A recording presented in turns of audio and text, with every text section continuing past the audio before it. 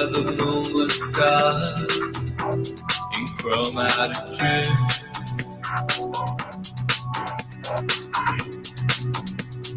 Dead or alive.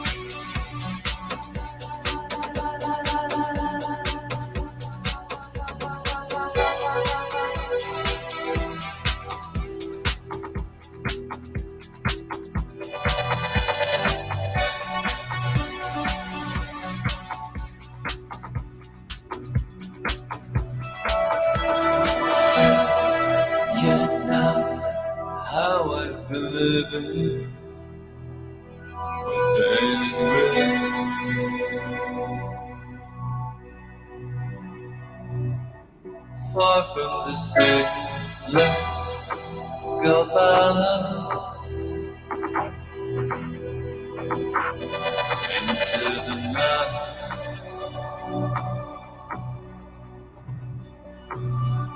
Far away.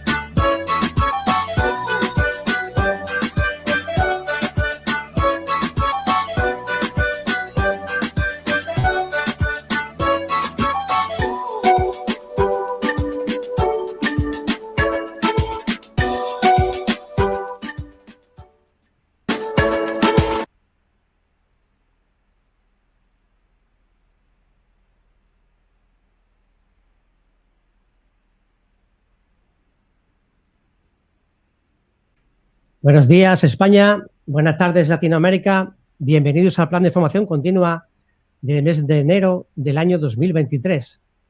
Buenos días, Eduardo.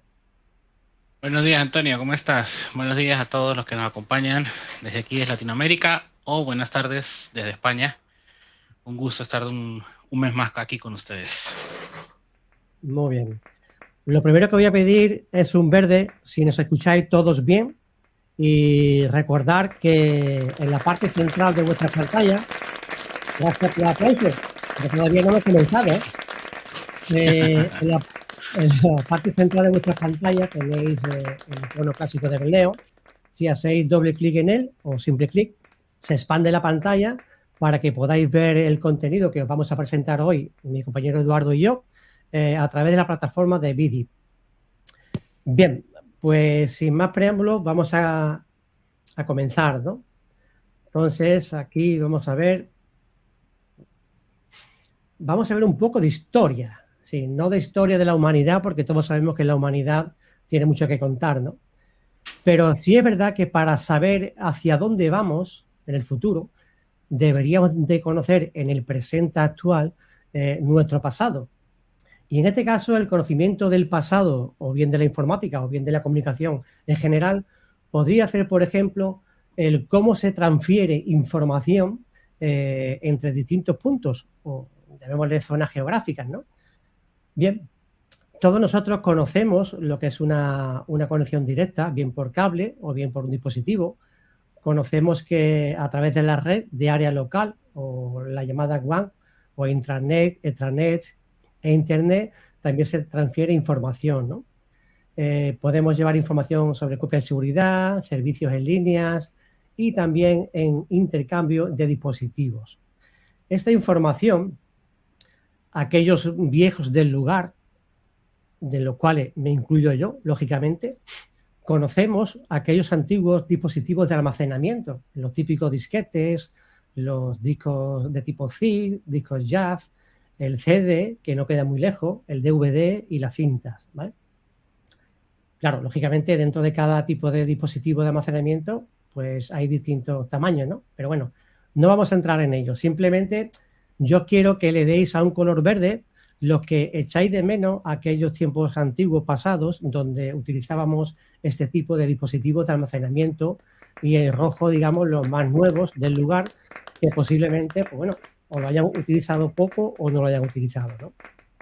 Muy bien, gracias. Ya veo que por aquí habemos muchas personas mayores y lógicamente hemos conocido todos estos tipos de dispositivos. Bien, en la actualidad también tenemos otra serie de dispositivos de almacenamiento. Llamémosle discos duros, unidades de estado sólido, los SSDs, las tarjetas de memoria, los discos externos, las unidades flash de tipo USB, los discos de red y lo que hoy día conocemos todos como unidades de almacenamiento online, ¿no? Tipo de Google Drive y Dropbox. Pero voy a ir un paso más atrás y os voy a contar una pequeña anécdota para entrar un poco en el temario, ¿no? En mis tiempos de juventud, aunque actualmente yo me considere joven, aunque no lo sea, una de las primeras aplicaciones que yo realicé con gran trascendencia comercial era una aplicación realizada en GW Basic, el tipo Basic antiguo, que todos conocemos, todos los que estamos aquí seguramente conocemos, donde trabajábamos con ficheros secuenciales y con ficheros aleatorios, con registros aleatorios. También utilizábamos unas librerías externas llamadas, creo recordar, FastPlus y el típico ISAN para los ficheros indexados como tal. Bien, ¿dónde quiero ir con esto? Yo en aquellos tiempos tenía un cliente muy potente, actualmente sigue en curso, no con la misma aplicación, porque la aplicación actual, lógicamente, está hecha con Berleo, gracias a Dios. En ese momento es una empresa que tiene actualmente más de 300 tiendas a lo largo, supermercados, a lo largo del territorio de Andalucía, ¿vale? Imaginaros en aquellos tiempos tener que usar disquetes, porque no había otro medio de comunicación, no existía ni el módem. Por aquel entonces se comenzaba a salir lo que era el típico, la telefonía móvil, y aparecía el GSM como tal. Pero la información del programa que se hizo para terminal de punto de venta de supermercados, la información de actualización la utilizábamos en disquetes de 3,5 pulgadas, de 5,25 y de 8 pulgadas, dependiendo de la máquina donde se iba a instalar. Imaginaros el trasiego de información que había a lo largo de un mes, porque claro, yo en ese caso tenía disponible a distintas personas, distintos chavales en ese momento, que se encargaban de ir a la oficina por la información en disquetes y llevarlas a lo largo de la semana en las distintas tiendas.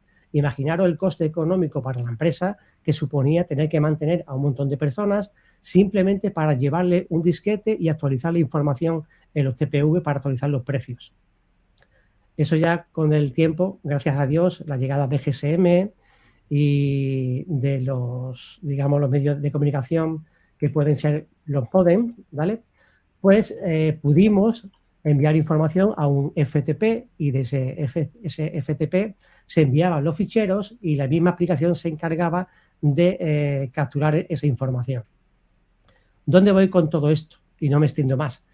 Pues que simplemente tenemos que dar valor hoy día a Belneo y su gran low code, porque todo lo que hacemos en Belneo es low code. Por lo tanto, es hoy día muy fácil interconectar cualquier tipo de ubicación geográfica para transferir información. Ya no utilizamos el disquete, ni los discos zip, ni los DVDs, ni nada por el estilo. Incluso alguien puede utilizar a modo de FTP la unidad de almacenamiento online, como pueden ser Google Drive o Dropbox. Pero ya ni eso, porque Belneo es cliente-servidor, como ustedes sabéis, igual que yo, y simplemente con un servidor de Belneo y una serie de terminales con el V-Client, con el ejecutor de aplicaciones, se accede de cualquier parte del mundo. Bien. Para recibir o enviar información, pues antiguamente existían las palomas mensajeras, que se usan hoy día todavía, las cartas, los emails, los modem analógicos de entonces y actualmente lo que sería Internet, ¿no? Próximamente esperemos verlo, igual que todos los que estáis aquí, podamos disfrutar de las comunicaciones vía satélite, pero eso ya llegará con el tiempo. Bien, ahora os voy a enseñar un pequeño ejemplo, que este ejemplo lo he retomado porque es un curso de plan de formación continua de junio del 2021, ¿vale? La segunda parte de ese curso, donde se hablaba, donde Jesús Arbolella, el jefe de producto de Belneo, pues nos hablaba de cómo usar o cómo sincronizar distintos servidores haciendo uso de funciones remotas, ¿vale? Las funciones remotas es un gran potencial low code de Belneo, por lo tanto, tenemos que hacer uso de ella. Por lo tanto, yo voy a irme al ejemplo que Jesús Arbolella en su momento confeccionó y yo lo he retomado porque es un ejemplo muy sencillo y lo voy a repasar brevemente antes de darle paso a mi compañero Eduardo, ¿de acuerdo? En esa ocasión, Jesús nos mostraba, digamos, un V-Client donde había en la central y aquí tenemos, por ejemplo, otro terminal distinto que es una tienda. Imaginaros esto en la época de los disquetes. Era impensable poder poner en pantalla las dos aplicaciones al mismo tiempo para ver cómo interactuar con ellas, ¿no?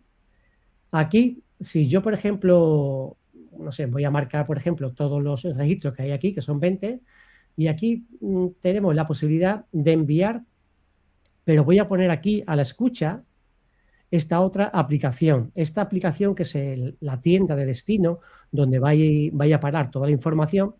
Aquí hay un timer que cada X tiempo, creo que es un segundo, ahora lo vemos, se refresca esta información. Por lo tanto, yo aquí, mediante función remota, voy a enviar esta información y aquí ya veis que la ha recibido. Imaginaros que yo estoy en Sevilla y tengo que ir, por ejemplo, a Granada o a Madrid a llevar un disquete con esta información, el tiempo que tardaríamos, ¿no? Pues aquí veis que es casi instantáneo. Por lo tanto, simplemente a modo de recordatorio que podéis utilizar las funciones remotas tal cual para cualquier cosa, ¿vale? Aquí lo sencillo, en el caso de este ejemplo de Jesús, también lo podíamos utilizar con el portapapeles. Imaginaros que un usuario tiene abierto en su equipo, como yo en este caso, dos VClient y quiere copiar información de un VClient hacia otro. Pues también lo podría hacer. Pero para no enrollarme mucho sobre este tema, voy a ir directamente a la parte del editor de Berneo, ¿vale? Donde aquí, en este ejemplo, aquella persona de los que estéis aquí presente que no dispongáis de todo el contenido de todos los vídeos de los planes de información continua anteriores, pues lo podéis pedir por soporte. En este caso es el que se corresponde con junio del año 2021, ¿de acuerdo? Donde se hablaba todo el tema este de sincronización de información. Aquí lo importante, en este caso, sería el alternador de artículos, donde aquí lo que hacemos es enviar la información a través de una función remota, ¿vale? Sería brevemente esto de aquí. Vais a ver que aquí hay muy poco código, por lo tanto es bueno que aprovechéis el low-code de Berneo para hacer uso de este tipo de funcionalidades. Aquí simplemente en este subobjeto, en esta conexión de evento, pues tenemos simplemente una variable que, bueno, es simplemente para controlar el tiempo que tardamos en enviar esta información. Aquí obtenemos todos los registros de la rejilla en curso. Aquí hemos creado un manejador de objetos, que en este caso, si vemos los objetos que utiliza aquí, se utiliza este proceso, ahora lo veremos, se dispara esa información, ese proceso nos va a devolver una lista de registros, la cual vamos a dispararla en tercer plano. Y el registro, esa devolución, que sería un array, voy a utilizar aquí una función remota, que en este caso tiene estos parámetros que veis aquí en pantalla, que sería el acrónimo RFC de Remote Function Call, llamada función remota, el nombre de la función remota y los parámetros del servidor de destino. Es decir, este sería el servidor, este sería la instancia de aplicación o de datos, depende de en qué tipo de proyecto se encuentre la función remota, el usuario y la contraseña y un parámetro. En este caso, las funciones remotas admiten un máximo de 10 parámetros. En este caso solamente se emplea uno, que es un array en formato JSON. Vale. ¿Y esto qué es lo que hace? Pues aquí simplemente se prepara un JSON o un JSON, como queráis llamarle, con la información del artículo y todos sus maestros para enviarlo a la tienda. En este caso sería que aquí estamos generando, como el origen de la información es la tabla de lista de artículos, lo veis aquí en la derecha y lo veis también aquí en la parte inferior de la línea de instrucción. Aquí generamos con la instrucción JSON, esta que hay aquí, a la variable array JSON le añado el contenido, ¿vale?, del JSON. Que este sería el que hemos generado previamente con la instrucción generar JSON desde esa lista. Lo añadimos a ese array. Y seguidamente vamos a cargar los distintos maestros de proveedores. ¿Por qué? Porque en la tabla de proveedores, que es esta de aquí, tenemos distintos enlaces a maestros. Entonces me interesa enviar a ese destino, a ese servidor de destino, la información de estos maestros. ¿Por qué? Porque para que les dé de alta en el caso de que no los contenga, no existan ahí. O sea, aquí voy generando cada array por cada tipo de maestro, genero la lista y lo añado automáticamente a la variable resultante, ¿vale? No me voy a entretener mucho porque esto ya, si todos vosotros estáis utilizando actualmente las instrucciones de tipo JSON, tendríais que conocerlas, ¿vale? Y bueno, se me ocurre, por ejemplo, que me pinchéis, por favor, el icono rojo, aquellos que no estéis utilizando ninguna instrucción relacionada con JSON, y en verde lo que sí la estáis utilizando. Vale. Muy bien. Bueno, pues aquellos que habéis pulsado el rojo de que no estáis utilizando este tipo de instrucción JSON, puede ser por varios motivos, ¿no? simplemente porque no os interese utilizarlo, porque desconozcáis cómo funciona la estructura JSON y también, por ejemplo, porque no estáis utilizando algún tipo de funcionalidad con función remota para enviar o recibir información mediante funciones remotas. Ya sabemos que existe también el protocolo TCP/IP y todo este tipo de cosas, ¿no? Existe el guardar en disco, enviar el fichero, multitud de formas de cómo sincronizar. Pero la más sencilla es esta. Y veis que es muy simple, no hay nada que hacer aquí, ¿vale? Bien, entonces aquí la parte que recibe, aquí tenemos los maestros que ya hemos dicho, generamos el JSON, y aquí sería la función que recibe como parámetro una variable que es JSON, que es el array que le hemos enviado, y aquí únicamente, ¿qué es lo que hace? Pues vale, como tenemos un orden establecido dentro de los elementos del JSON, del 0 al 6, por ejemplo, pues aquí nos daría de alta en la tabla correspondiente el contenido que viene aquí del JSON. Es decir, esta primera me daría de alta o modificaría los artículos según su ID. La siguiente me daría de alta los proveedores. Y aquí la forma de pago, las series, los tipos de gastos, por ejemplo, los tipos de retenciones y los impuestos. ¿De acuerdo? Sinceramente, yo recomiendo a todos vosotros que por favor utilicéis la instrucción en formato JSON, que es el low code más importante que a la fecha de hoy pienso yo que ha sacado Borneo para que podamos utilizarlo, ¿vale? Y bueno, no sé si por aquí hay algún tipo de pregunta o algo que queráis hacer.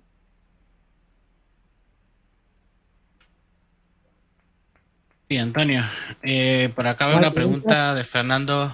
¿Me oyes? Sí, perfectamente. Sí, por acá pregunta si las funciones remotas se heredan y si funcionan con tablas de extensión. A ver, una función remota es simplemente una función normal, como otra cualquiera, que tiene, no lo he enseñado aquí, os lo voy a enseñar un momento, que tiene en sus propiedades el estilo ejecutable en remoto. Es decir, que de forma remota puedo hacer yo una llamada a esta función.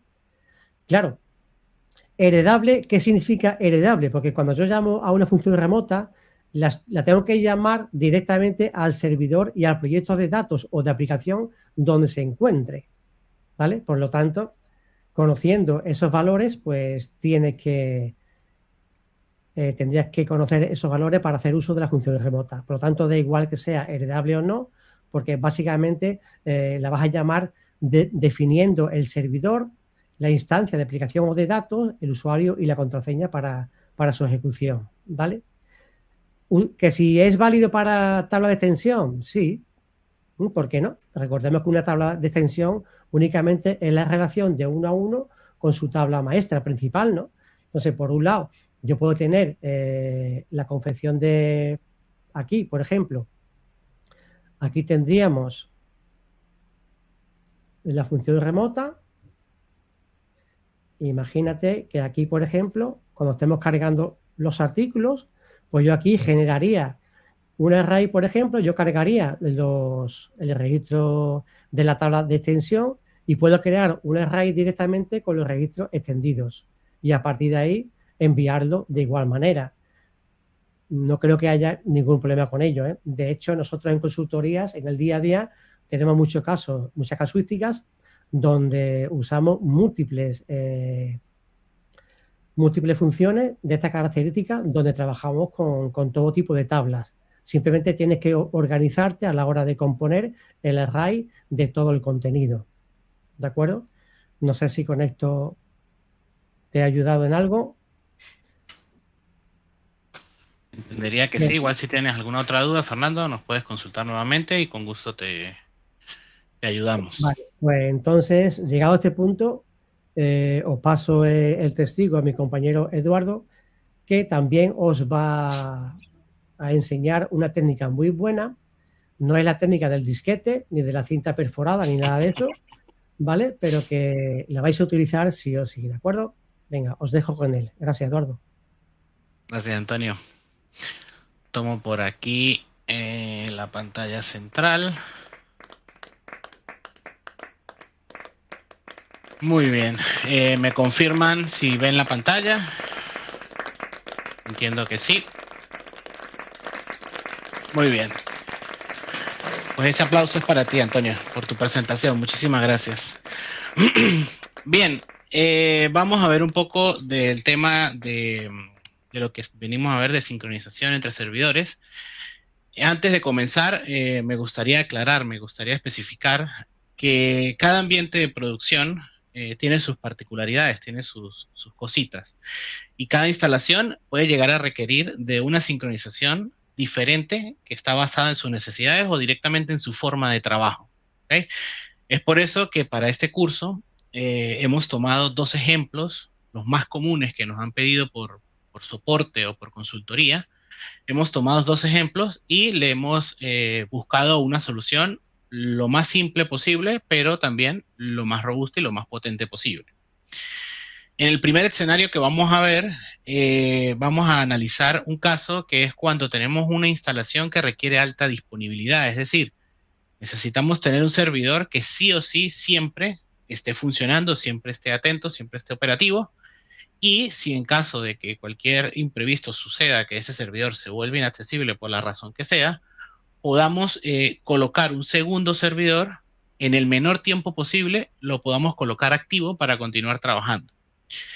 Esto a nivel de funcionalidad no hay ningún problema porque, bueno, simplemente cuando detectamos que se ha caído, iniciamos el otro y vamos allá. El gran problema está a nivel de información, ya que cuando esto sucede, estas caídas suceden, por lo general es cuando estamos en mitad de unas operaciones importantes y por ende necesitamos tener toda la data que teníamos al momento de la caída.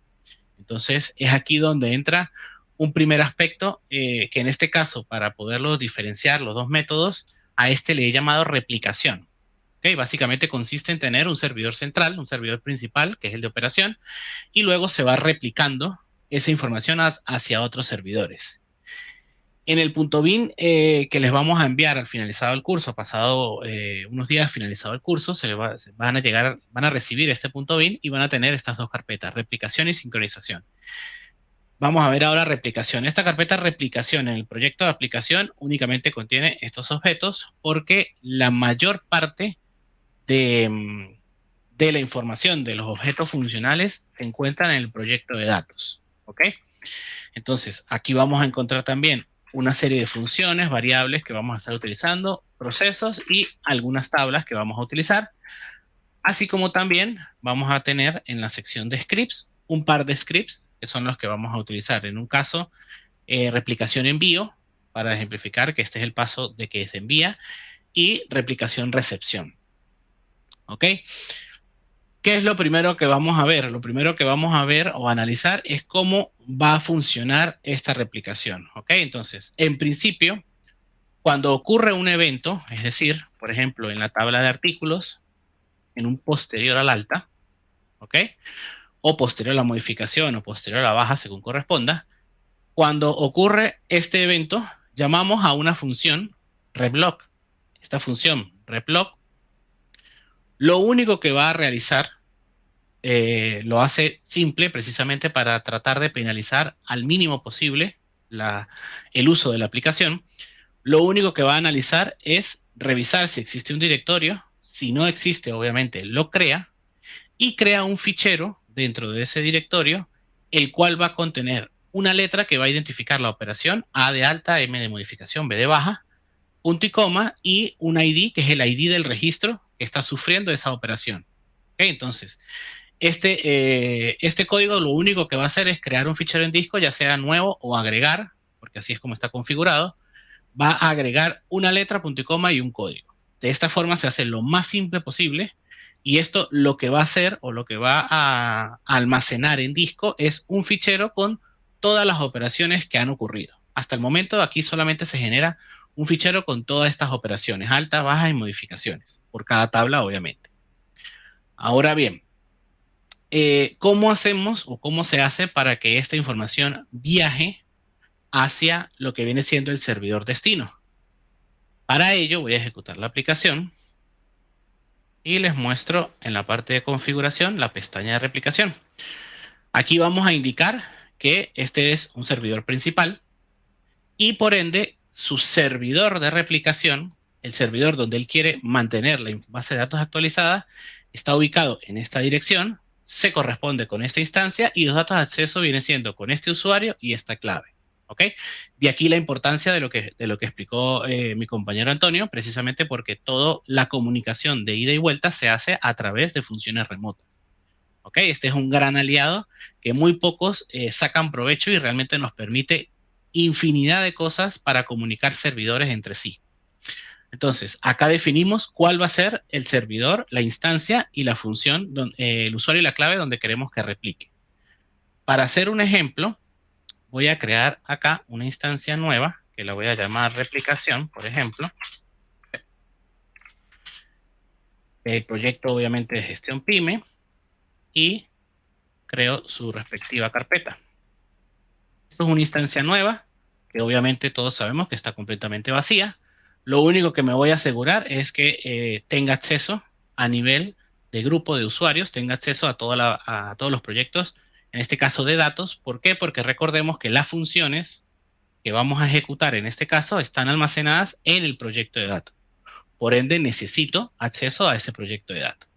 Teniendo ese acceso, si yo ahora ejecuto el data client y, por ejemplo, veo la tabla de replicación, la de artículos en este caso se encuentra vacía, precisamente porque es una instancia nueva. ¿Ok? Si yo vengo para acá y ejecuto este botón ya lo vamos a ver. Básicamente lo que hace este botón es cargar todas las tablas y por cada una de ellas me genera un fichero con los datos, precisamente para posteriormente replicarlo. Lo ejecuto, él empieza a hacer el proceso y si yo veo ahora el data client, esperamos a que termine. Muy interesante. Un error que cometí. Como creé la instancia nueva, no configuré correctamente y por ende no migró. Este es la instancia que yo necesito configurar aquí para que ciertamente se replique. Si no, obviamente no va a replicar. Le digo ejecutar ahora sí. Volvemos al data client, reviso la tabla de artículos y aquí ya tenemos los artículos replicados. ¿Ok? Este proceso no es el proceso que se va a ejecutar constantemente. Este proceso lo único que hace, voy a cerrar esto, lo único que hace es ejecutar, ese botón lo único que hace es ejecutar este proceso, que como les dije, lo único que hace es recorrer todas y cada una de las tablas y va generando el respectivo fichero en disco con esta replicación. Y posteriormente se llama al proceso que ya se encarga de hacer el envío al otro servidor. ¿Cuál es el proceso que se encarga de hacer el envío al otro servidor? Este que tenemos acá. Se llama envío de replicación de servidor secundario, tarea programada. ¿Por qué se llama así? Porque precisamente la idea de esta funcionalidad es que ese proceso lo tengamos definido como tarea en nuestro vadmin. Es decir, la intención es que este proceso se esté ejecutando cada minuto para que cada minuto esté tomando lo que sea que haya de información y lo esté enviando de forma replicada al servidor destino. ¿Ok? Acá ya vemos que terminó. ¿Qué hace ese proceso? Acá donde viene un poco de historia. ¿Ok? Lo primero que hacemos inicialmente, bueno, vamos a trabajar con una variable de error para saber si han ocurrido errores o no, porque también nos interesa saber que si han ocurrido errores, podamos tenerlo en algún sitio para poder ir viendo, mira, han ocurrido errores en la replicación o no, para saber si se está ejecutando correctamente. Después vamos a tomar la senda. En este caso, vamos a tomar la senda del mismo directorio que utilizamos en la función de replog para crear los respectivos ficheros. Simplemente lo que vamos a hacer es definir la senda. Una vez definida la senda, verificamos si no existe. Sabemos que en este caso sí existe porque precisamente la creó el fichero de dirección, de replicación, perdón. Y luego vamos simplemente a decirle que de ese directorio me cargue todos los registros que hay, en este caso todos los ficheros, todos los archivos, pero ordenados en forma inversa y por tiempo. ¿Ok? ¿Por qué? Porque me interesa primero enviar aquellos que son más antiguos antes de los nuevos. Es decir, si tenemos dos modificaciones, me interesa que primero me envíe aquella que ocurrió primero y posteriormente la que ocurrió después. Y después de tener ya en el directorio cargados los archivos, simplemente llamo a la función de replicar ficheros. Esta función es la que se encarga de hacer el envío a la instancia de réplica. En este caso se está enviando al mismo servidor, pero así como configuré el servidor, instancia, usuario y clave, puedo definir cualquier otro servidor, sea en cloud o sea en cualquier otra ubicación. Llamamos a esta función y aquí es donde entra esta función. Esta función, ¿qué es lo que hace? Toma el número de ficheros que va a sincronizar y realiza un ciclo for por cada uno de esos ficheros. Por cada uno de esos ficheros toma el respectivo fichero info, que es la información propia del fichero, obtiene el fichero, obtiene la extensión para saber que se corresponde con una de las extensiones que nosotros hemos creado.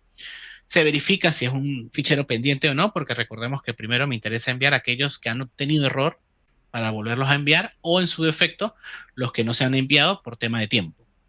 Verifico yo si el fichero está pendiente o no en base a la extensión. Ya vamos a ver por qué rep es la extensión. Verificamos si vamos a procesar o no, y si vamos a procesar, verifico si el fichero está pendiente.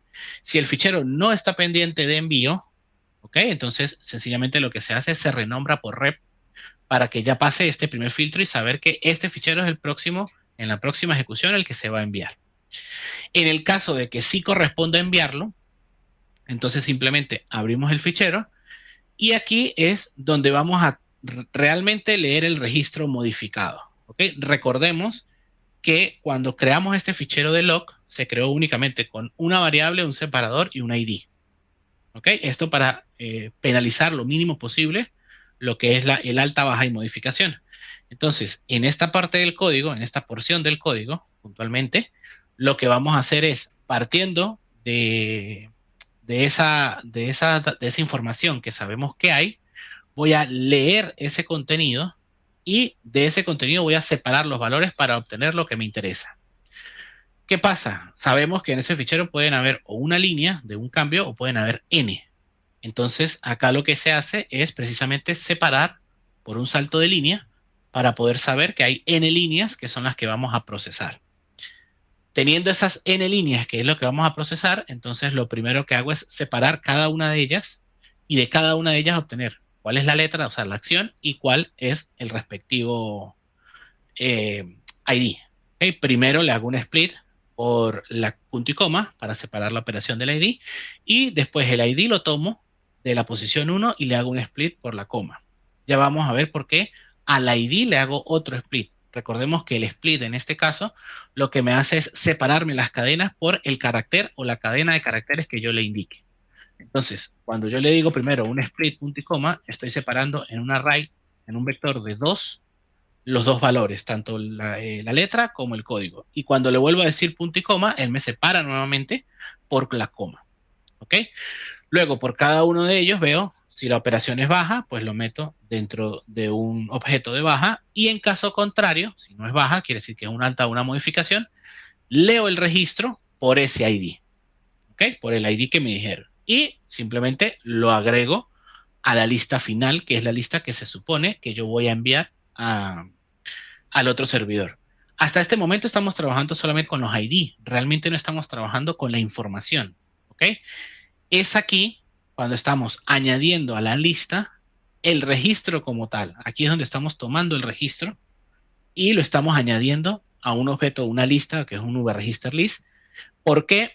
Porque acá más abajo es donde voy a agarrar esa lista y la voy a convertir en un JSON. Esta misma función que tenemos acá, lista to un JSON, es la misma que explicaba, que mostró mi compañero Antonio, donde convertíamos con comandos nativos el JSON desde código nativo, desde la tabla, desde la lista de registro, hacia una variable alfabética. En este caso hace exactamente lo mismo y aquí simplemente lo único que hace es tomar ese JSON, obtenerlo, lo envía a una variable WByteArray porque necesitamos comprimirlo, todo esto utilizando las nuevas funciones de compresión. Precisamente lo comprimimos y lo llevamos a base 64 porque esa va a ser la información que vamos a enviar. ¿Y cómo la vamos a enviar? Aquí tenemos lo que hablaba mi compañero Antonio de las funciones remotas. Entonces, tomo los datos de las variables globales y luego simplemente hago el típico llamado a función remota, rfc, el nombre de la función, donde le indico la BRL del servidor, la instancia, el usuario y clave, y en este caso le envío los parámetros que le voy a enviar, que vienen siendo 3. El ID de la tabla, el JSON de envío y el JSON de bajas. Enviando eso, ahorita vamos a ver esta función, qué es lo que hace. Esa función me devuelve un OK o un no. Si el OK está, o sea, si me devolvió un OK, significa que la replicación fue exitosa. Si no me devolvió un OK, simplemente guardo el error, lo guardo directamente en el log de errores y posteriormente mantengo el fichero. Fíjate que cuando todo está OK, borro el archivo, pero cuando no está OK, no lo borro, precisamente porque necesito que se vuelva a enviar. Es decir, esto me garantiza que si por algún motivo ocurrió un error de envío, el archivo sigue existiendo ahí para que permita un segundo intento, o tercero, o cuarto, o el que sea necesario, para poderlo enviar. Y esto vendría siendo todo lo que hace la replicación a nivel de envío. ¿Ok? Vamos a ver ahora a nivel de recepción. A nivel de recepción vemos que llama la función remota, aquí está, reprec, que si vemos esa función únicamente tiene sus parámetros y lo único que hace es ejecutar otro proceso. ¿Cuál es ese otro proceso? El proceso reprec, replicación-recepción. Y este proceso, ¿qué es lo que técnicamente hace? En línea general, recibe la información enviada por la función remota, a través de la función remota, descomprime ambos JSON, y si es una alta, una modificación o una baja, pues hace la operación en la base de datos según corresponda. Entonces, en esta parte simplemente obtengo todos los valores que vienen del proceso. En esta parte simplemente se descomprime la información, porque recordemos que del otro lado la enviamos comprimida precisamente para optimizar. Y luego aquí es donde se crea una transacción que precisamente es de replicación de la tabla X, que este valor me llegó por la función remota. Y si tenemos una función que partiendo de una lista me devuelve un JSON, pues también tenemos una función que partiendo de un JSON me genera la lista. Entonces, en una variable cualquiera, llamo el método que me dice register from JSON, que este método directamente lo que me hace es modificar en la base de datos con el JSON que hemos recibido, sea alta, sea baja o sea lo que sea. Únicamente le vamos a indicar el JSON, perdón, alta modificación, vamos a indicar el JSON, le digo que la modificación es de tipo crear o modificar, él ya va a saber resolverlo, porque esto ya lo hace la plataforma por sí solo. Le digo el identificador de la tabla y el índice por el cual yo quiero que se guíe o se rija para hacer esta modificación. Si todo va ok, devuelve un ok. Perdón, si todo no va ok, devuelve un error, y este es el error que recibimos del otro lado. Y por el caso contrario, si todo va ok, continúa y procesa las bajas. Es decir, primero hace las modificaciones y después realiza las bajas si es que corresponde hacer las bajas. Y con esto tenemos el comportamiento de replicación, que he visto en ejecución cómo sería. Si yo por acá vengo y, por ejemplo, a este cliente una modificación simple, le quito tanto la dirección como las observaciones, en este momento ya se me generó el fichero en disco que me contiene esa letra y ID de registro. Luego, el siguiente paso que debería ocurrir es la ejecución de la tarea programada. En este caso voy a modificarla manualmente para que se ejecute. 1238. Acaba de ejecutar. Eso significa que ya generó el JSON y lo envió al servidor destino y ya lo procesó en el servidor destino. Eso quiere decir que si yo abro nuevamente el cliente y me conecto a la instancia replicada, el cliente, acá vamos a tener, ¿cuál fue el que se modificó? Perdón, lo que se está replicando en este caso son artículos. Vamos a rebotar esto. Vamos a volver a ejecutar la función remota. Y ya replicamos. Si ha ocurrido un error, lo vamos a poder ver acá. En este caso, estos fueron los primeros errores que ocurrieron cuando no tenía configurada correctamente la instancia del servidor. Fíjate que todos tenemos la misma hora, 27 que fue hace rato. Y ya con eso se me replica en la tabla de artículos la referencia que eliminé. Tenemos las dos instancias, tanto la principal como la replicada. De esta misma forma, si es necesario, pudiéramos configurar este servidor, que es el que recibe también podríamos configurarlo como servidor principal y volver a replicar en un tercero. ¿Ok? De esta manera podríamos tener 3, 4, N servidores encadenados, precisamente para que todos tengan la misma información, para ser aún más caóticos, por así decirlo. Si el primero falla, el segundo falla, pues tenemos un tercero también. ¿Ok? Eso vendría siendo todo lo que sería con un primer escenario de replicación. ¿Cuáles son los principales?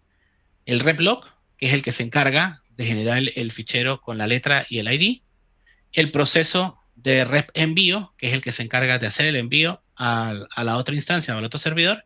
Y replicación-recepción, que es el que se encarga de recibirlo. ¿Ok? No sé si hasta esta parte, hasta este punto, hay alguna duda o algo que quieran consultar respecto a esto, o seguimos con la parte del segundo caso de sincronización. No sé si hay alguna duda. Calculo que no.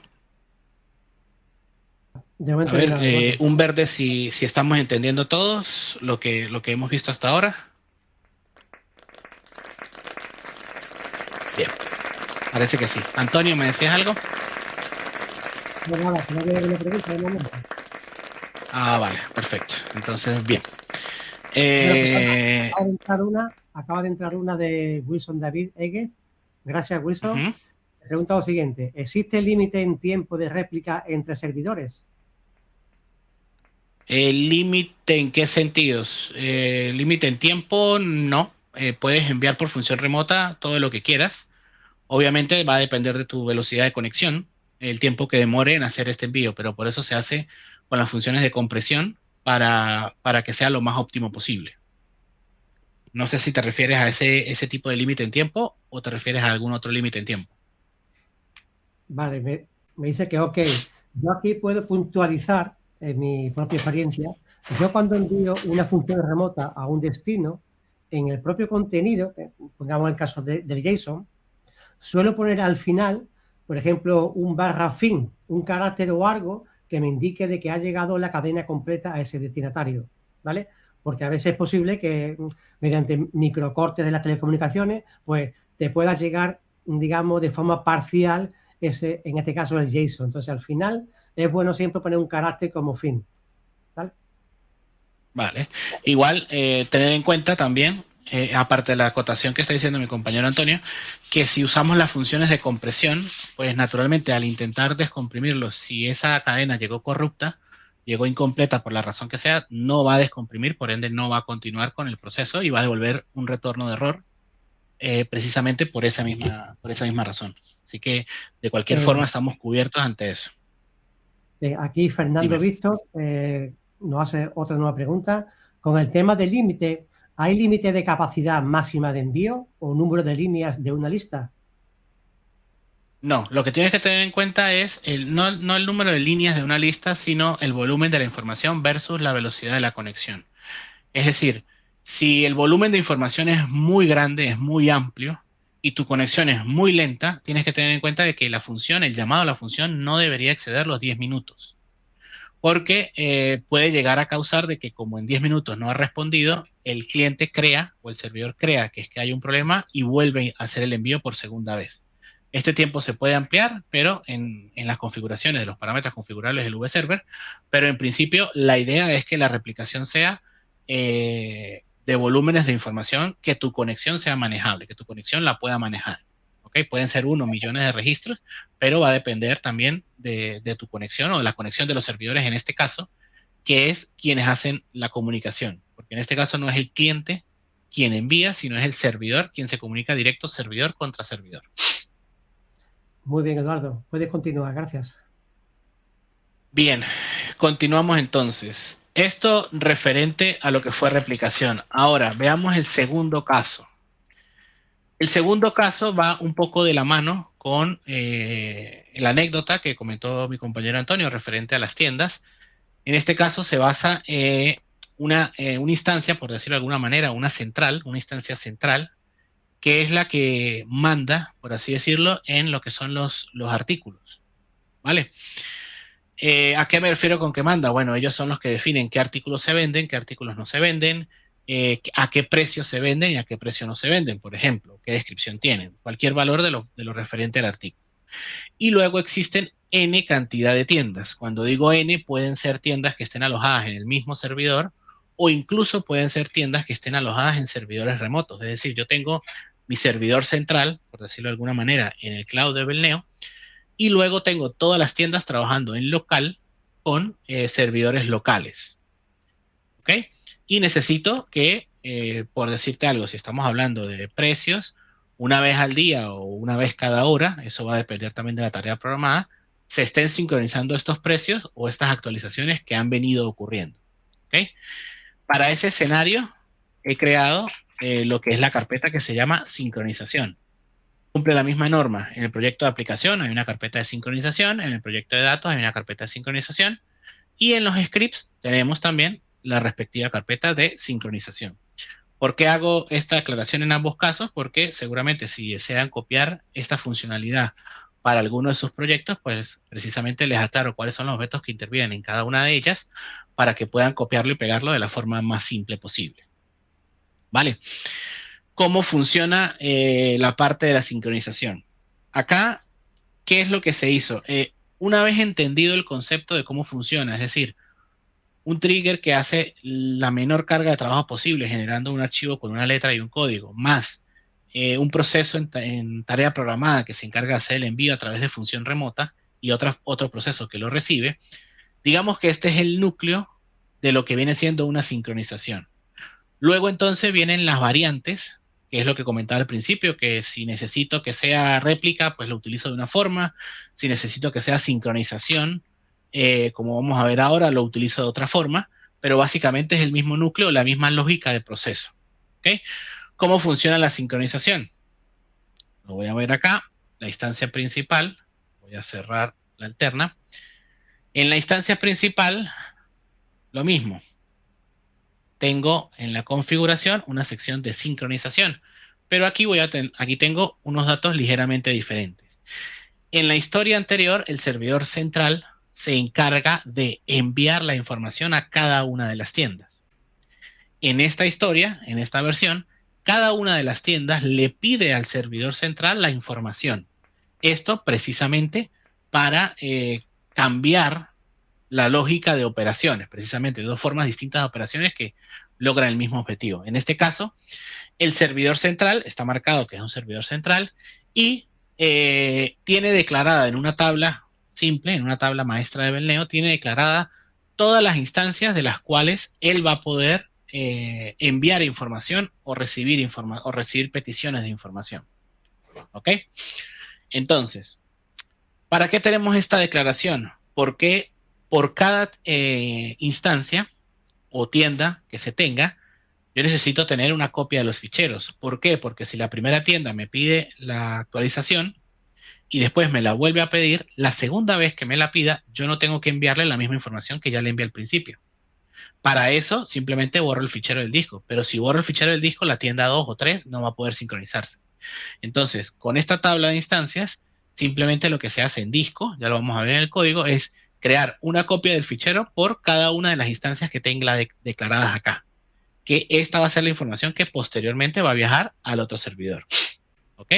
Entonces, en la instancia central, únicamente tenemos la declaración de las instancias, que lo mismo que si yo vengo y hago una actualización aquí, coloco, por ejemplo, ASD en la referencia, o le cambio la imagen, o lo que quiera, por ejemplo, en billete de tren, lo mismo, le coloco una imagen.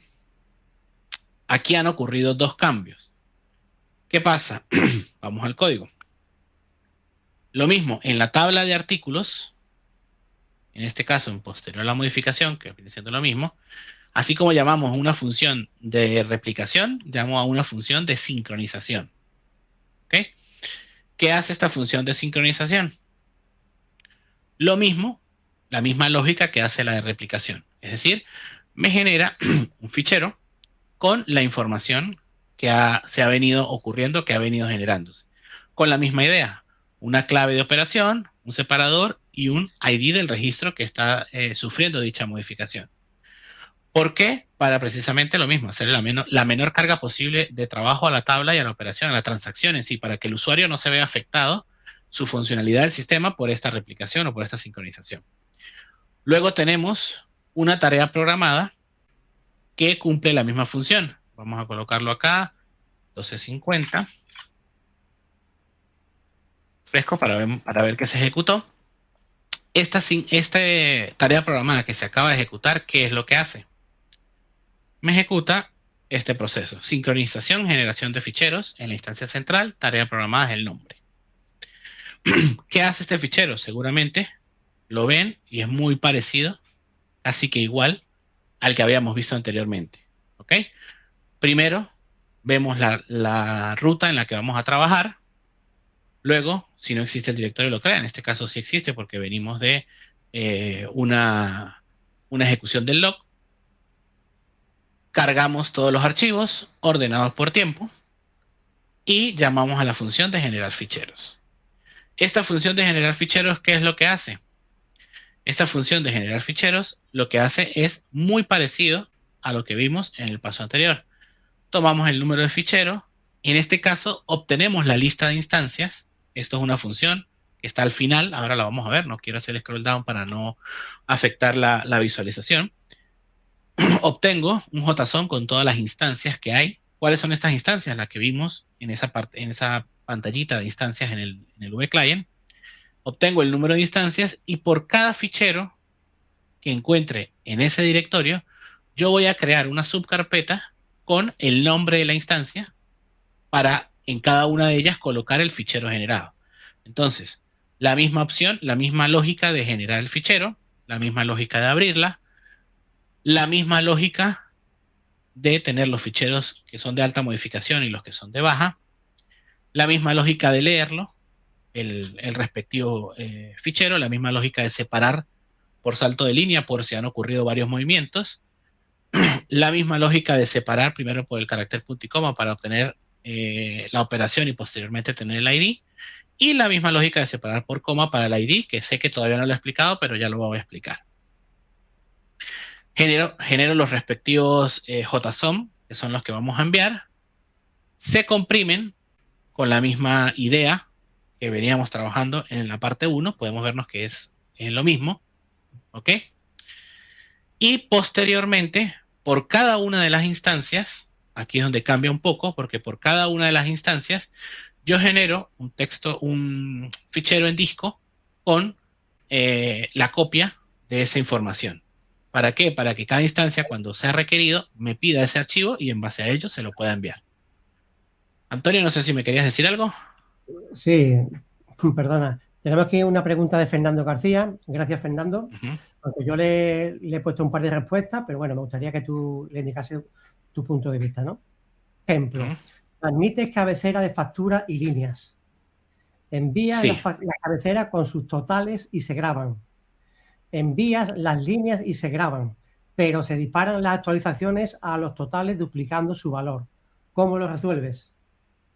¿Cómo lo resolví? Te lo voy a mostrar en el primer caso, que es el de replicación.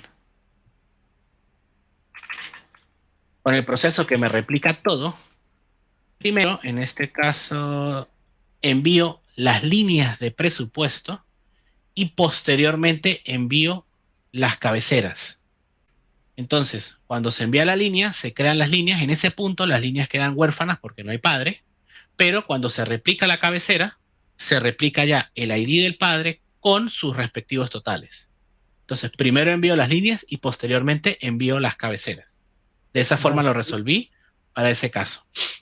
Vale. ¿Y en JavaScript existe alguna función o algún comando que grabe información pero que no dispare los contenidos iniciales ni actualizaciones? Que no dispare los contenidos iniciales, sé que existe el comando nativo. En JavaScript te lo averiguo. Pero que no dispare las actualizaciones y los triggers, no, eso ya es algo que se dispara sí o sí en las operaciones de base de datos. De esta forma, entiendo que las actualizaciones se pueden condicionar, ¿vale? Por supuesto. Que en la última versión, creo que era en la 31 o en la 30, ya eran funcionales las condiciones sobre las actualizaciones. A lo mejor sería viable poner algún tipo de variable, bien en disco o bien en una tabla, que la leas antes de actualizar, ¿no? Para que contenga esa condición como tal. Exactamente. Bien. Después te pone aquí, perdona. Dime. Gracias, Fernando, a ti. José Sempere nos dice, hola, necesito sincronizar determinados registros de un servidor de Berneo 6X con un servidor de V7. ¿Qué me recomendáis utilizar? ¿Ficheros de texto, protocolo TCP o funciones remotas? Respecto a Berneo 7, te podría decir, yo me iría por funciones remotas porque es lo más fácil. ¿Ok? Sí. Sé que existe una librería, una DLL, que se puede llamar de forma independiente desde 6X para llamar o utilizar estas funciones remotas. Pero ciertamente de 6X creo que el que más sabe en este caso es Antonio. De 6X sí se puede utilizar funciones remotas hacia V7, hacia Berneo. En caso contrario, no, ¿vale? Existe en el foro una librería que creo que era de CESA, quiero recordar, ¿vale? Donde él generó o creó una librería para el caso contrario, es decir, para que se pudiese llamar desde Berneo funciones remotas de 6X, ¿vale? Pero es algo que no es de Berneo, por lo tanto tenéis que usar el foro de Berneo, buscar ese post y poneros en contacto con él, porque entiendo que en cada versión de Berneo tendrá que compilar esa nueva librería como tal. Yo te recomiendo que uses directamente una función remota de 6X contra Berneo. También puedes usar, si las aplicaciones de 6X de Velázquez Visual, tú las tienes en modo cliente-servidor, tú podrías crear, digamos, funciones remotas o procesos que te devuelvan el contenido en JSON. Entonces, a través de Berneo, haces una llamada XML, HTTP request a esa URL de ese servidor y te devolvería el contenido en formato JSON, por ejemplo, o en formato texto. ¿Vale? No sé si con eso más o menos tienes alguna idea. Esperemos que sí, igual si tienes más dudas, nos los puedes comentar, no hay ningún inconveniente. Como siempre, cualquier pregunta que hagáis que no respondamos de forma certera, utilizar el centro de soporte, ¿vale? Y ahí siempre os ayudaremos. Gracias. Continúa, Eduardo. Vale, gracias. Me faltaba mostrarle esta función, obtener lista de instancias, que es la que vimos un poco más arriba. Esta función únicamente lo que hace es ir a la tabla de instancias, que es la que comenté que tenía todas las declaraciones, la carga toda y convierte esa información en JSON, porque después por ese JSON es el que voy a procesar los respectivos ficheros para guardar en el disco, en el directorio, cada uno de ellos. ¿Ok? Esto, entonces, la tarea programada que estábamos viendo en el vadmin, lo que va a realizar es tomarme este primer fichero, que es el que me contiene la letra y el ID, y me va a convertir o me va a generar tantos ficheros, un fichero por cada tabla, de cada una de las tablas que hayan sido modificadas por cada una de las instancias. ¿Ok? Teniendo eso, lo único que nos haría falta es la recepción. Es decir, en replicación no, en sincronización, la recepción. Pero la recepción, recordemos que en este caso puntual que estábamos evaluando, no es que yo necesito que mi servidor central le mande a todas las instancias la información. ¿Por qué? Porque esto penalizaría la última. Es decir, si tenemos 100 instancias, 100 tiendas, si el servidor es quien manda la información, hasta que no mande las primeras 99 no me va a enviar las 100. Por ende, la 100 puede estar siendo penalizada.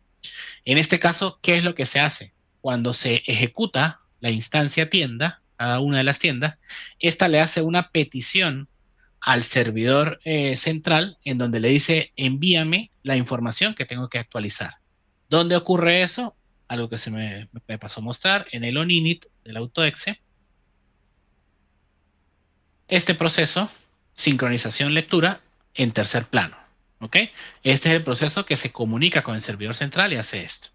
Vamos a ver ese proceso. Sincronización lectura, aquí no nos vamos tanto a JavaScript, lo hacemos un poco más nativo. Y para el caso del ejemplo, para que se pueda reproducir constantemente, hago notar que siempre modifico la variable global de sincronización fecha 0, precisamente para que siempre me sincronice todo. ¿Ok? Y tomo los últimos 5 días. Ya para el caso funcional, es decir, para el caso real, todas estas líneas se comentan y se deja libre solamente esta, porque esta línea es la que se va a encargar de que siempre sincronice lo último. Es decir, si yo me conecté ayer 30 y trabajé, no necesito que me traiga los 5 últimos, necesito que me traiga todo lo que ha pasado del 30 en adelante. ¿Ok? Pero para el caso del ejemplo de este seminario, dejo activo estas dos, que lo que hago es vaciar la fecha para que ocurra como que nunca ha habido una sincronización y posteriormente me pide los 5 últimos días. Por cada uno de los 5 últimos días, ¿qué es lo que hago? Hago una conexión al servidor para traerme la información. Y en este caso pueden pasar dos cosas, ¿ok? Que es lo que quiero mostrarles en una de las instancias, que es la 3. Aquí a nivel de sincronización pueden pasar dos cosas. Que el servidor principal esté en remoto o que no lo esté. ¿Ok? Si no lo está, ¿qué significa? Significa que la instancia de mi tienda está alojada en el mismo servidor. Por ende, puedo tener acceso a los archivos de forma directa. No tengo que pedirle esa información. Simplemente ir y buscar los archivos y traerlos. Si el servidor principal está en remoto, es decir, tengo instalaciones en local y mi servidor principal está en cloud, entonces sí necesito pedirle esos archivos, porque esos archivos están en el disco del servidor. Yo necesito traerlos al disco del servidor de la tienda. ¿Ok? ¿Antonio? Sí, disculpa, es un tema muy importante. Tranquilo. Y nuestros clientes están muy interesados. Fernando García nos pregunta, ¿por qué ha usado ficheros de texto en vez de una tabla del Neo? ¿Algún motivo? ¿Mejores rendimientos? He usado ficheros de texto porque necesito trasladar la información de un lugar al otro. No es correcto que yo me copie directamente el .dat, por decirlo de alguna manera, porque estando el servidor iniciado, al yo hacer operaciones con esos ficheros, puedo llegar a generar problemas. Entonces, yo traslado o convierto toda esa información, todo lo que hay en la tabla o todo lo que necesito migrar realmente a ficheros de texto para migrarlo, para llevarlo. Además de eso, tener en cuenta de que la tabla puede tener 1 millón de registros y realmente lo que a mí me interesa llevarme es el 1, o el 2, o el 5, el que ha modificado, o el nuevo, o el que se ha dado de baja. No necesito toda la tabla. Entonces, también extraigo de esa tabla solamente la información que necesito migrar. Bien, tenemos otra pregunta de Francisco Clemente, que dice, Ajá. después de réplica o sincronizada la información, ¿se realiza una eliminación de los ficheros en disco creados por cada instancia? Es correcto. Cada vez que ocurre la replicación, en este caso, se borra el fichero para que no exista más, y cada vez que ocurre una sincronización, cuando la tienda, cuando cada una de las instalaciones locales confirma que lo recibió correctamente y que todo está bien, lo borra de disco. Muy bien. Y José A. nos pregunta, cuando existen modificaciones en la data, ¿cómo sincroniza? Cada vez que existe una modificación, se dispara el trigger de posterior a la modificación, lo que genera un log con una M de modificación, 2 puntos, el ID del registro que se modificó. Y a partir de ahí, tomo la información y eso es lo que envío. Tener en cuenta de que si se ha modificado 5 veces, voy a tener 5 líneas con la M y el ID, pero realmente el que me interesa es el último, porque todas las modificaciones intermedias pues quedó sobrescrita por la última. Gracias, Eduardo. Hay una nueva que acaba de entrar de Wilson David. La sincronización planteada es unidireccional servidor a instancia cliente. ¿Se puede hacer bidireccional? Incluso se puede hacer bidireccional mezclando los dos ejemplos que estoy mostrando. El primero envía del servidor a la instancia, es el servidor el que envía, y el segundo envía de la instancia de la tienda al servidor, le hace la petición. Mezclando los dos podría hacerse un bidireccional, pero igual lo que dije al principio, cada instalación requiere o tiene unas necesidades distintas, porque así funciona la empresa, porque así funciona mi instalación, porque así es como lo quiero tener en producción. Entonces cada una de ellas se analizaría de forma independiente y se le daría una solución, la mejor solución para ese caso. Si tienes alguna instalación que necesite este tipo de funcionamiento, ponte en contacto con nosotros o al centro de soporte o con tu consultor y pues te ayudamos a analizar cuál vendría siendo la mejor alternativa que puedes utilizar. Muy bien, gracias, Eduardo. Continúa. Vale, gracias, Antonio. Entonces, siguiendo con lo que veníamos acá, como les comentaba, puede ocurrir dos cosas, y es que el servidor central se encuentre remotamente, es decir, en otra máquina física, o que el servidor central se encuentre en la misma máquina física y esto se trata de una instancia. El más simple es que esté ubicado en una instancia del mismo servidor, es decir, que la instancia central esté en el mismo servidor que la instancia tienda. Y cuando eso pasa, lo único que tengo que establecer es en la variable senda, cuál es la senda donde yo quiero que me vaya y me busque los archivos. ¿Ok? Ahora, ¿cómo se sabe aquí cuál es la instancia? Recordemos que, si nos acordamos un poco, en la instancia central, yo definí las instancias de las tiendas. Y aquí coloqué cada uno de sus nombres. Esos nombres son los mismos que se utilizan en esta parte para poder obtener la carpeta que le corresponde a esta instancia y no a todas. ¿Ok? Entonces, de esta manera establezco la ruta en donde yo sé que voy a leer y posteriormente hago el proceso de esa información. Pero antes de pasar el proceso de esa información, quiero mostrar cómo sería el caso cuando el servidor central está en otra máquina remota. ¿Qué es lo que hace aquí? Básicamente, ¿qué es lo que hago? Primero, o qué es lo que se hace. Primero se establece la misma ruta, es decir, creo esa carpeta en mi directorio real. Y posteriormente, lo que hago es llamar a una función remota del servidor central en donde le pido la información. ¿Ok? Esta función remota se llama obtener fichero de instancia, que si yo la miro, ¿qué es lo que hace? Recibe una senda, que esta senda la calculamos en la instancia, en la tienda. Recibo esa senda, recorro el directorio buscando todos los archivos que existan en esa senda que me indicó y los meto todos dentro de un JSON. Todo dentro de un gran JSON, por así decirlo. Y posteriormente retorno ese JSON. Entonces, en el JSON voy a tener el contenido de todos los archivos leídos. ¿Cómo van a venir? Van a venir, por dar un ejemplo, lo voy a colocar aquí. Por ejemplo, artículos, que es la tabla, coma, y el contenido. Si viene otro, viene clientes, coma, perdón, sí, coma, el contenido del cliente. ¿Okay? Esto es lo que voy a recibir yo del lado del cliente cuando le pida al servidor los datos. ¿Antonio? Perdona, Eduardo, te voy a interrumpir por una pequeña cosita. Dime. Me gustaría que, por favor, si todos vosotros veis interesante el curso y sobre todo la exposición de Eduardo, que le deis un verde. Dale un verde ahora mismo, por favor, y se lo merece Eduardo. Muchas gracias. No sé cuándo es bueno que aprendáis y visitáis vuestra Venga, gracias, Antonio. Si la información que obtuve de respuesta es diferente de vacío, es decir, no es un JSON vacío, entonces la proceso, porque si es un JSON vacío no tengo que hacer nada. ¿Y qué es lo que voy a hacer? Simplemente creo los directorios en mi ubicación local y como un punto adicional para yo ejemplificarle a ustedes dónde estaba esa información, he creado una carpeta más dentro de la carpeta de la instancia, creo una carpeta más con el nombre de RFC, porque ahí es donde voy a alojar todos los archivos que fueron recibidos a través de una función remota. Entonces, creo la carpeta de RFC y luego simplemente con las funciones de cadena de JSON obtengo el nombre del archivo, que es el que me va a definir el parámetro clave y posteriormente el contenido de ese archivo para posteriormente guardar o crear ese archivo en disco del lado del servidor de la tienda.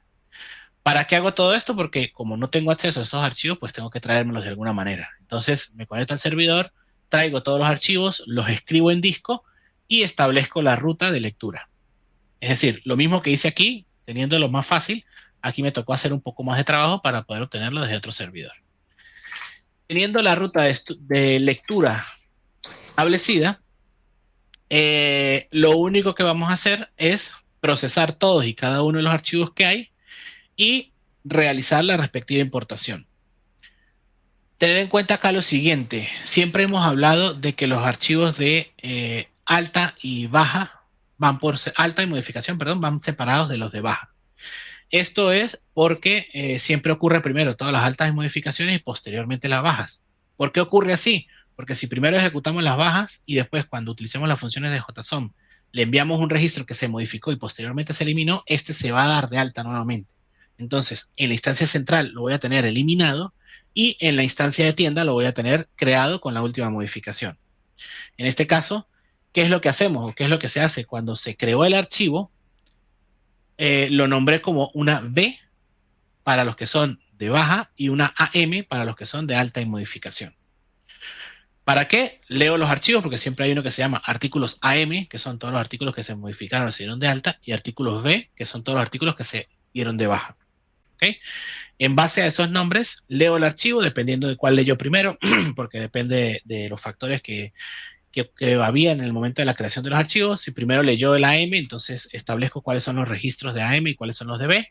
Y si primero leyó el de B, pues establezco cuáles son el de B y cuáles son los de AM. Lo mismo, simplemente determinando cuál leyó primero. Teniendo todos los registros de AM y de B, lo único que se hace es simplemente llamar a la función de lectura de eso. Que volvemos a un JS, a un JavaScript, que es idéntico o muy parecido, en este caso es idéntico, a el que vimos en la replicación. ¿Okay? Recibe el nombre de la tabla, recibe el registro de modificación, recibe los de baja. Como sabemos que vienen comprimidos, los descomprimimos y posteriormente los procesamos. ¿Ok? Se ve grande este JavaScript precisamente porque tiene mucho espaciado de comentarios, pero realmente es bastante simple porque todo lo hace la instrucción de registro from JSON, que toma el JSON y lo convierte a registro para poder procesar la información. Este es el mismo JavaScript que vimos en el otro caso. Y lo que me preguntaban anteriormente, una vez leído ese JSON, borro el fichero de disco precisamente para que no se vuelva a importar o no se vuelva a trabajar nuevamente. ¿Ok? ¿Antonio?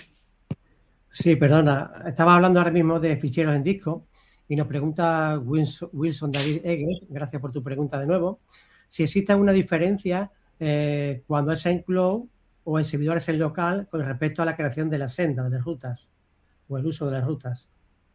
Eso está controlado acá, te lo muestro, ¿ok? Pero tienes que tener en cuenta siempre que en cloud estamos hablando de Linux y en local podemos estar hablando de Linux o de Windows, ¿ok?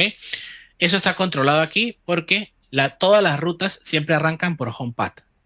Esta función, siempre que es llamada, devuelve la ruta home del servidor. Si estamos en Linux, te devolverá una barra. Si estamos en Windows, te devolverá la letra que corresponde al disco principal. Entonces, de esta manera, siempre en todos los lugares donde armamos rutas, empezamos por HomePath para que esa parte quede resuelta. Y a partir de ahí podemos crear las carpetas que queramos. Muchas gracias, Eduardo. Vale. De nada. Y, vale, con esto tenemos lo que viene siendo la sincronización. ¿Okay? Aquí dos aclaraciones que quiero hacer porque me surgieron cuando estaba desarrollando toda esta parte. ¿Qué pasa con los tipos de tabla? Si las tablas son de tipo maestras, no pasa nada, se sincroniza perfectamente, no hay problema. Mejor dicho, con todas las tablas se sincroniza bien, pero quiero aclarar cada una de ellas.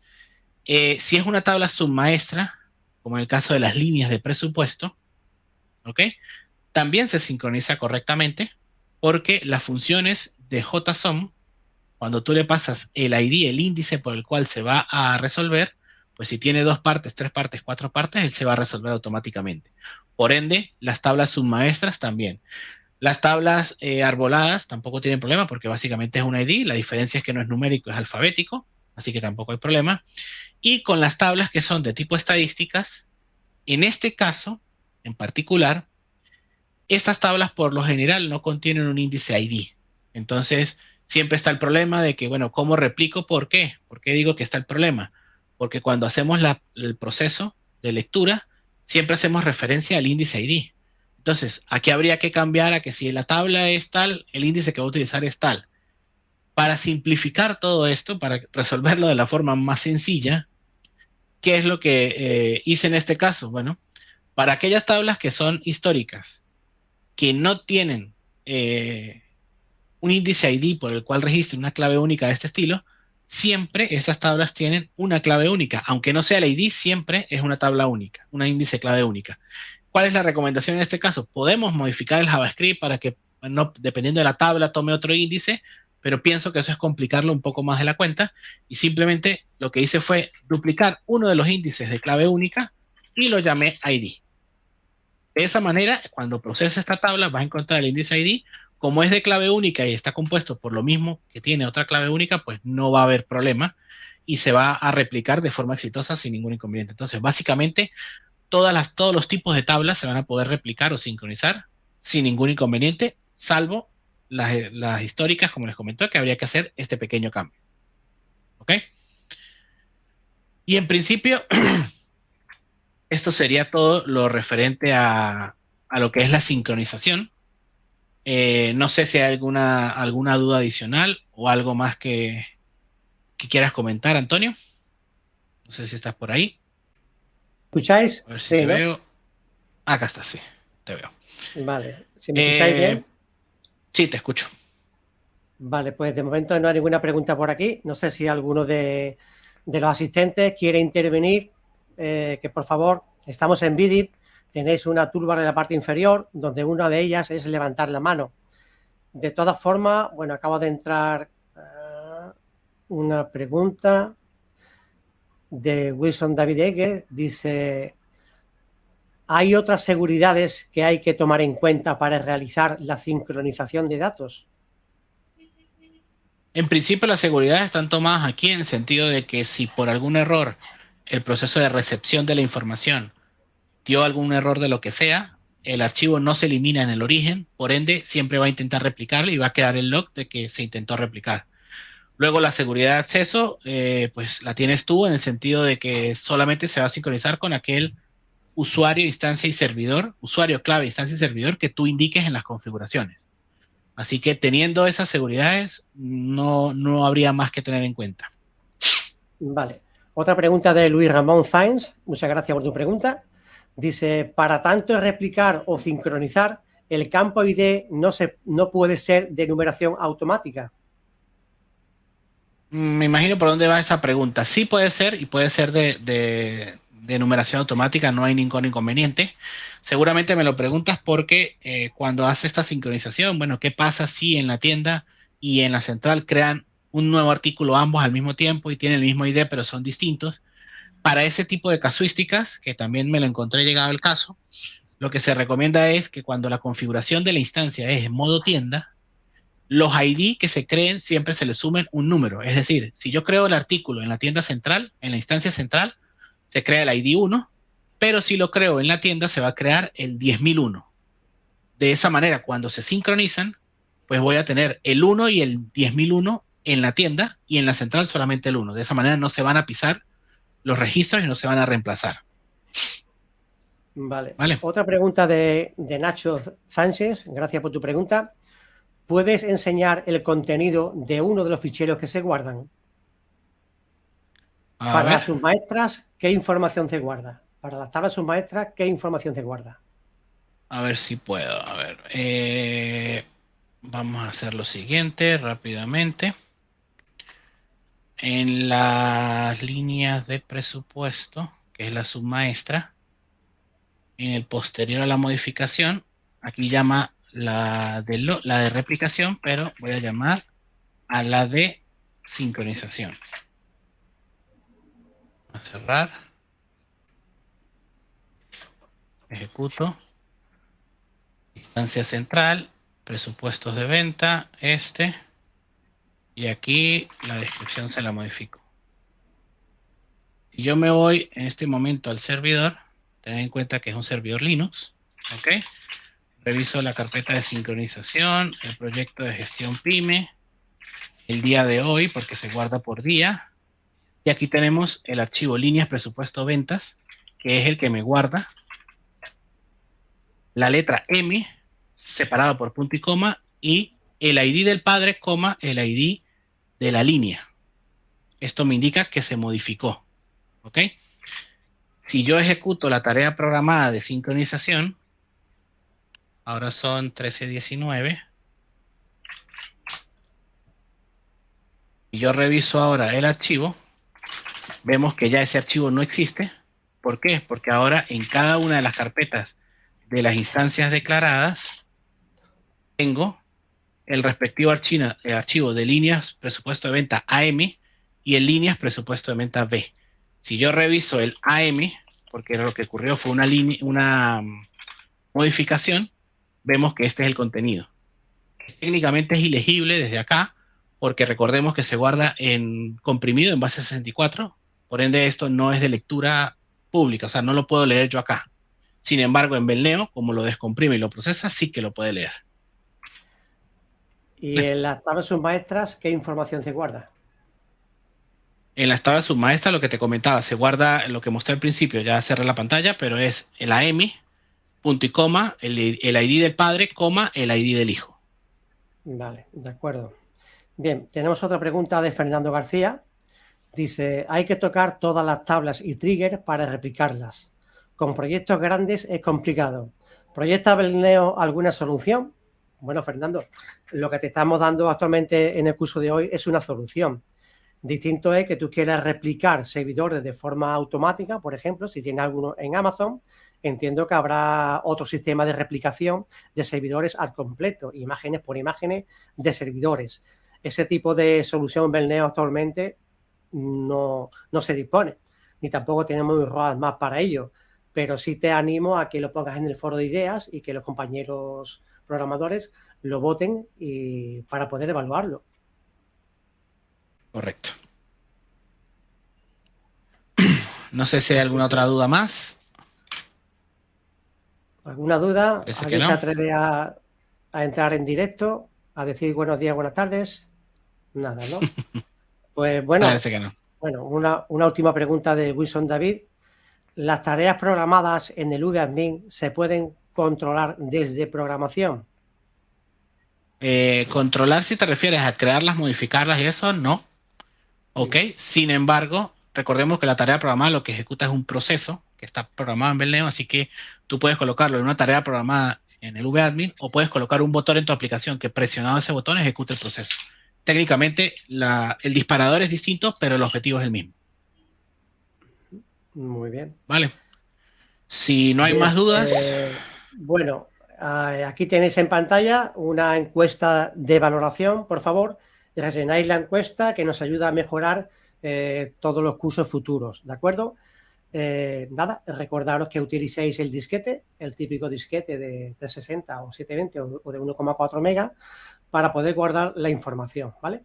Es una pequeña broma, ¿vale? ¿De acuerdo? Bueno, pues ahí tenéis la encuesta, le dais a doble clic y ya está, ¿vale? Bueno, aquí ha entrado una última pregunta que le vamos a leer, si no te importa, Eduardo. De Gonzalo Torres, dice, por el tema de las actualizaciones, no depende todo el orden en el que se hagan las replicaciones. En soluciones muy complejas puede ser problemático. Hombre, está claro de que todo habrá que analizar cada caso concreto y ver qué tal complejo es cada situación para ver cómo replicarlo de la mejor forma, ¿no? Pero como esto es informática, y en informática todo es posible, simplemente hay que analizar muy bien el problema, buscar las posibles alternativas y aplicar la mejor que deseemos, ¿de acuerdo? Pues nada, muchas gracias por vuestra asistencia, rellenar la encuesta, por favor, y bueno, pues buenos días Latinoamérica y buenas tardes España. Un saludo a todos vosotros.